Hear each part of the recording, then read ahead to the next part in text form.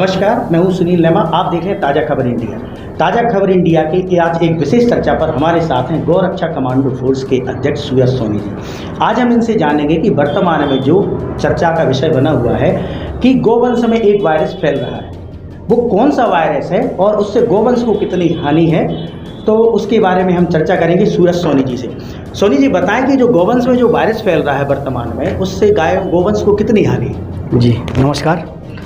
जैसे कि अभी लिम्पी रोग जो चल रहा है राजस्थान से चालू हुआ था। राजस्थान में लगभग 4 से 5 लाख गोवंश। लिम्पी रोग जो उसके मतलब उसके वो कहलाता क्या है, ये उसके बारे में बताइए कि लिम्पी रोग आखिर है क्या है। लिम्पी जो रोग है वो पूरे देश में धीरे धीरे फैल रहा है। इसमें गोवंश को गांठें होने लगती हैं, जो गांठें धीरे धीरे बढ़कर वो अपने आप फूटने लगती हैं। इसमें गाय के मुंह से लार निकलने लगती है, सर्दी होती है, बुखार आने लगता है, और ये गांठें जो रहती हैं जो बड़ी एक विकराल रूप लेने लगती हैं, तो ये धीरे धीरे फूटने लगती हैं। नहीं, कुछ केसों में देखा गया है कि कहीं ना कहीं गायों की खाल भी फट जाती है।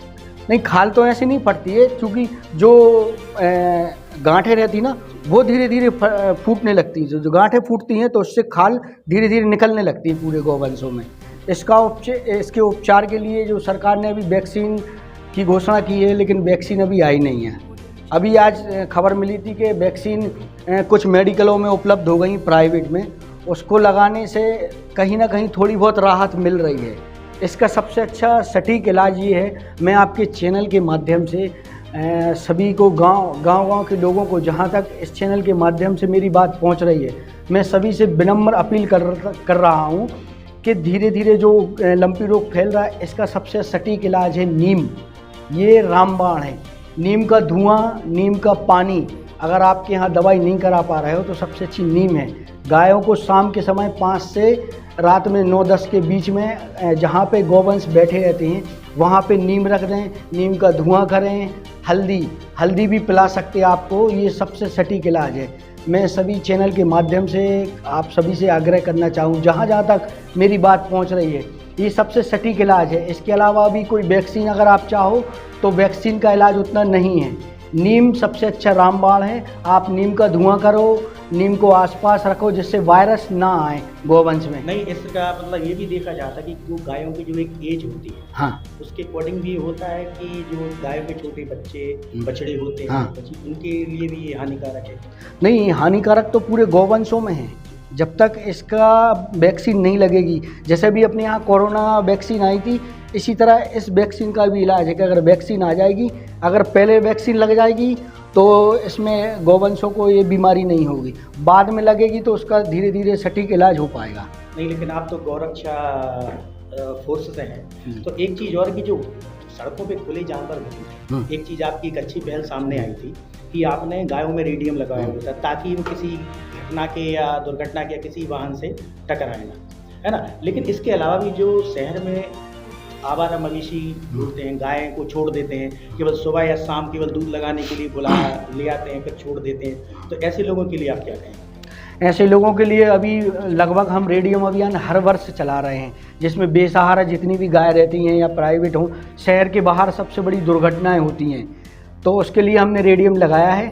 इसमें मैं सरकार से और अपने उच्च अधिकारियों से भी मैंने बात की है, पुलिस से, कि जब तक आप मामला दर्ज नहीं करेंगे, जब तक 8-10 लोगों के ऊपर मामला दर्ज नहीं होगा, जो पीले टैग गायों में लगे रहते हैं उसमें पता चल जाता कि वो किसके गोवंश हैं।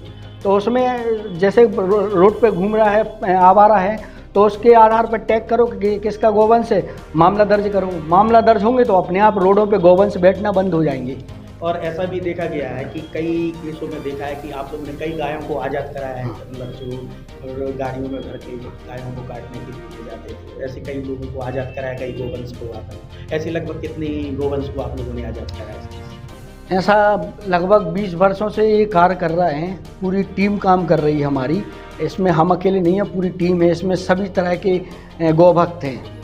तो वो हम लोग जहाँ जैसी सूचना मिलती है तो गोवंश की गाड़ियाँ पकड़ रहे हैं। ऐसी लगभग हज़ारों की तादाद में हम गोवंश बचा चुके हैं। जो गौशाला में छोड़ देते हैं उन पर कार्रवाई करा देते हैं और शासन प्रशासन से सहयोग मिल जाता है कार्रवाई। इसमें सबसे बड़ी विडम्बना ये है कि देश में और राज्य में बीजेपी की सरकार है, लेकिन बीजेपी की सरकार होने के बाद ये कानून नहीं बना पा रही।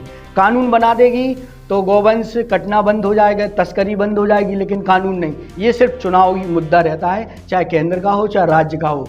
ये एक चुनाव मुद्दा है, गौवंश एक चुनाव मुद्दा है। नहीं, लेकिन आपको तो मुख्यमंत्री द्वारा सम्मानित भी किया गया है, फिर भी आपकी बात वहाँ तक शासन तक नहीं पहुँची।